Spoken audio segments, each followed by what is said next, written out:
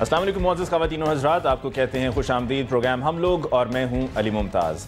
آج کے پروگرام کا آغاز کرتے ہیں ایک اچھی خبر سے، اور اچھی خبر یہ کہ پاکستان ٹیم نے آج انگلینڈ کو 72 رن سے شکست دے کر سیریز اپنے نام کر لی۔ یہ 3 میچ ٹیسٹ سیریز ہے اور یہ پہلے 2 ٹیسٹ میچز پاکستان ٹیم نے انگلینڈ کو ہرایا، اور انگلینڈ کے لیے 7 سال کے بعد کسی بھی ٹیسٹ سیریز میں شکست ہے، تو یقیناً hats off to the green shirts, اور پوری قوم کو بہت بہت مبارکباد۔ اور جہاں پر یہ ایک اچھی خبر ہے جو کہ کھیل کے میدان سے ہمیں ملی، اور وہ ملی ہمیں یونٹی کی وجہ سے اور ٹیم پرفارمنس کی وجہ سے، ٹیم ڈسپلن کی وجہ سے، وہاں پہ دوسری طرف ہم دیکھ رہے ہیں کہ ہمارے ملک کے اندر جو اندرونی مسائل ہیں ان میں اضافہ ہوتا چلا جا رہا ہے۔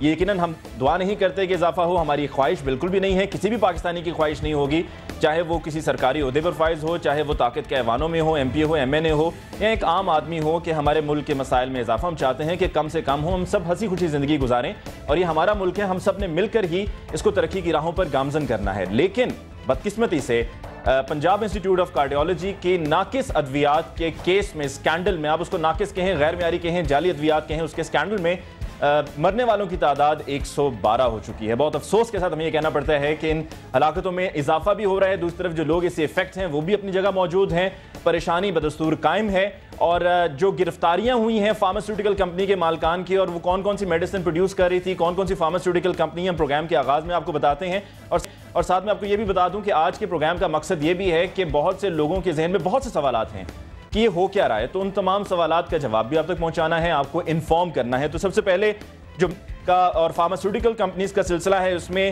الفا گرل ان میڈیسنز میں سے ایک ہے، اور اس کے مالک ہیں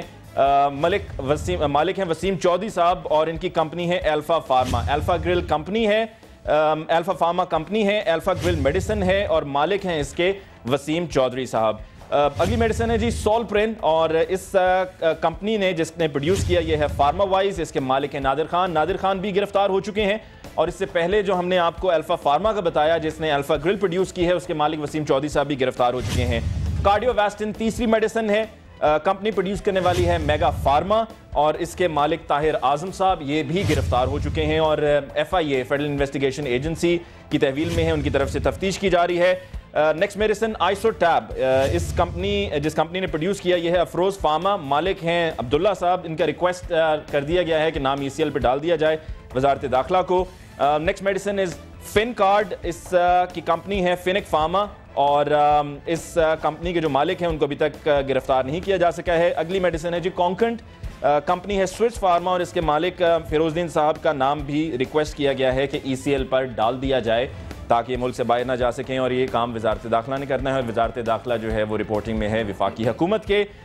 یہ تو تفصیل ہے میڈیسنز کی کہ جن میڈیسن سے یہ ریاکشن ہو رہا ہے، اور اس کے نتیجے میں بہت سے لوگ اپنی جان سے ہاتھ دھو بیٹھے، اور کون کون سی کمپنی ہے جس نے پروڈیوس کیا، مالک کون کون ہیں۔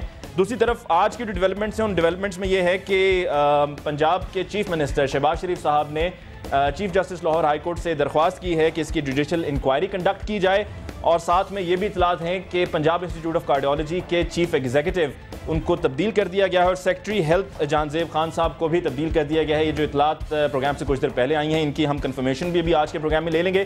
آج کے پروگرام میں ڈسکشن کے لیے ہمارے معزز مہمان، ان کا تعارف، سب سے پہلے ہمارے ساتھ ہیں سعید الہی صاحب۔ ڈاکٹر سعید الہی صاحب پارلیمانی سیکرٹری ہیں برائے صحت، پاکستان مسلم لیگ نواز سے آپ کا تعلق ہے۔ سعید الہی صاحب آپ کا بہت بہت شکریہ تشریف لائے۔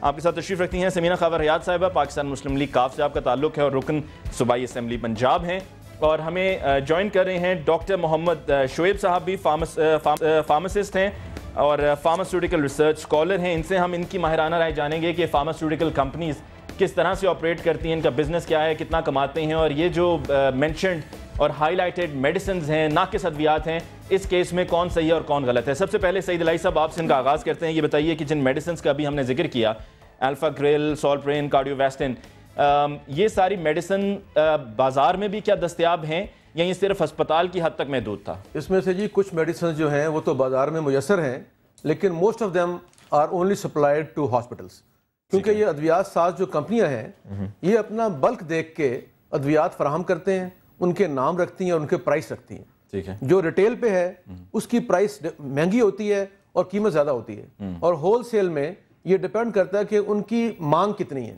اگر پاک فوج 30 لاکھ گولیاں خرید رہی ہے تو وہ گولی جو بازار میں 60 روپے کی ہے وہ ان کو 1 روپے کی ملے گی۔ ٹھیک ہے، سول ادارے جیسے مختلف ہسپتال ہیں بڑے بڑے کراچی کے، لاہور کے، وہ خریدیں گے 10 لاکھ، ان کا ریٹ اور ہوگا۔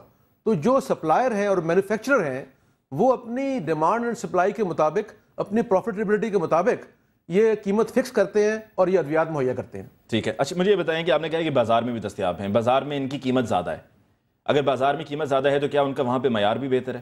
نہیں جی, دیکھیں جو میں نے گزارش کی ہے کہ اس میں 1-2 ادویات ایسی ہیں جو بازار میں انہوں نے سپلائی کی تھیں, جس کو ہم نے پچھلے 10 دن میں ڈرگ انسپیکٹرز اور دیگر جو لا انفورسمنٹ ایجنسیز ہیں ان کے ذریعے ریٹریو کیا ہے. اس وقت تک کسی بھی لائسنسڈ اسٹور کے اوپر اب یہ ادویات اویلیبل نہیں ہیں. ٹھیک ہے, اور ہسپتال میں بھی اویلیبل نہیں, ہسپتال میں بھی سیل کر دی گئی ہیں. آپ کیا یہ وثوق سے کہہ سکتے ہیں, کیا ہم یہ سمجھیں کہ یہ جتنی بھی میڈیسن تھی چاہے وہ ہسپتال کے تھرو دی گئی ہے یا بازار کے تھرو دی گئی ہے, یہ ساری ریکور کر لی گئی ہیں؟ جو ہسپتال سے دی گئی تھی اس میں ہمارے پاس 40,000 لوگ تھے, ان میں سے 6,000 انٹریسیبل ہیں. 6,000 انٹریسیبل ہیں. انٹریسیبل ہونے کی کیا وجہ؟ اس کی وجہ یہ ہے کہ جو ڈیٹا ہے ہمارے ملک میں, آپ حیران ہوں گے سن کے یہ کہ پی آئی سی میں 8,000 لوگوں کے فون نمبر موجود ہیں. ان کو ہم نے فون کیا تو معلوم ہوا 1,500 نمبر جو ہے ویلڈ ہی نہیں ہے. اور اسی طرح جو لوگ اپنا نام اور پتہ لکھواتے ہیں وہ مکمل نہیں لکھواتے.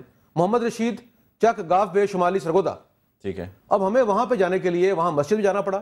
وہاں ہم نے ڈی سی او کے ذریعے, ایس ایچ او کے ذریعے مسجد میں اناؤنسمنٹ کرائی کہ اگر اس گاؤں میں یہ آدمی ہے, اس نے دوائی لی ہے تو واپس کریں.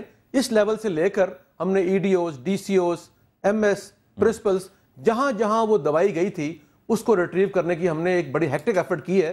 اور وہ جو 6,000 انٹریسیبل ہیں ان میں سے کچھ ایسے بھی ہیں جن کے پاس وہ دوائی نہیں گئی لیکن ان کی انٹری ہوئی ہے.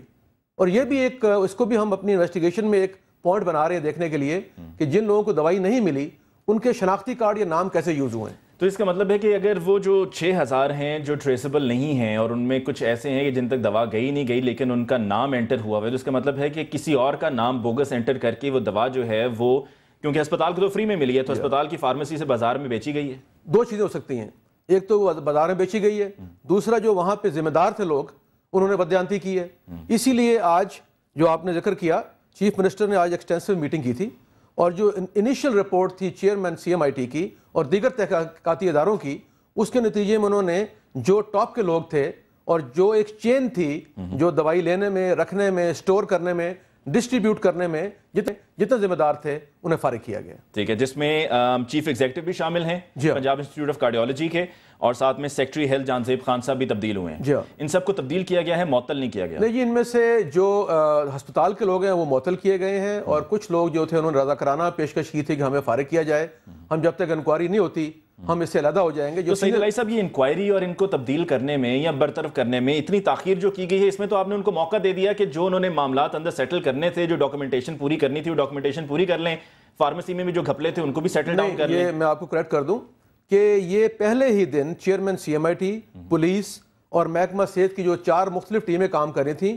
انہوں نے تمام ریکارڈ, ادویات اور بیان اور گواہ یہ سارے قابو کر لیے تھے.